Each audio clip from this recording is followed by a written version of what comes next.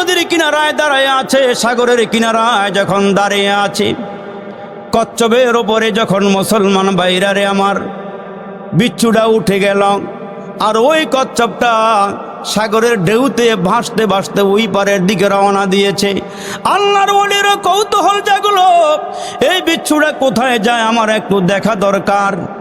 আল্লাহ যে আমারে আশরাফুল মাখলুকাত বানাইলো, এই বিচ্ছু আল্লাহ কি জন্য বানাইলো, কার কাছে যায়, কোথায় যায়, একটু দেখা দরকার। আল্লাহর ওলিও নৌকা ভাড়া করে করে ওইটার পিছনে পিছনে রওনা দিয়েছে। ওই পারে যাওয়ার পর মুসলমান কচ্ছপটা একেবারে সাগরের কিনারায় ভিড়ে গেছে, আর ওই বিচ্ছুটার লাফ দিয়া সাগরের পারে নেমে গেছে।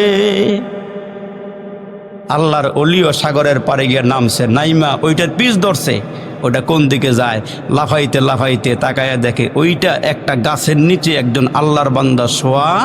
ওই বান্দাটা সুন্নতি লেবাসওয়ালা, মাথায় পাগড়ি আছে, টুপি আছে এবং দাড়িও আছে। এই মাথার টুপি আর পাগড়ি খুইলে এক পাশে রাইখা ওই আল্লাহর বান্দাটা ঘুমাইতেছে। আর আল্লাহর ওলি তাকায়া দেখে ওই যে পরহেজগার ব্যক্তি, আল্লাহওয়ালা ব্যক্তি, নামাজি ব্যক্তিটা শুয়া রইছে, উনি একজন রাখাল, বকরি বেড়া চালায়, ওইগুলো মাঠের উপরে সাইরা দিয়া সে আল্লাহর হস্তে ঘুমায় রইছে। আল্লাহু আকবার। আর ওইখানে একটা সাপ ফনা তুইলা ওই আল্লাহর বান্দাকে কামড় দেওয়ার জন্য রেডি হইছে। আর ওইখানে কোনো মানুষজন নাই, কোনো লোকজন নাই, আশপাশে কেউ নাই। তো আল্লাহ তাআলা ওই মানুষটারে হেফাজত করার জন্য ওই মুসলমান কচ্ছপের বিচ্ছুর জন্য নৌকা বানায়া ওই পারে নিয়া ওই বিচ্ছুটা সাপরে মারার জন্য আল্লাহ পাক ওই বিচ্ছুকে সাগর পার করে ওই পারে নিয়ে হাজির করে দিছে।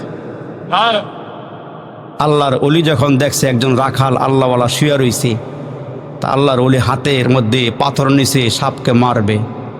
মারার আগে আগে বিচ্ছুটা লাফ দিয়ে গিয়া ওই সাপের মাথার মধ্যে একটা কামড় বসায় দিছে, আস্তে করে ঢইল্লা পইরা সাপটা মরে গেছে।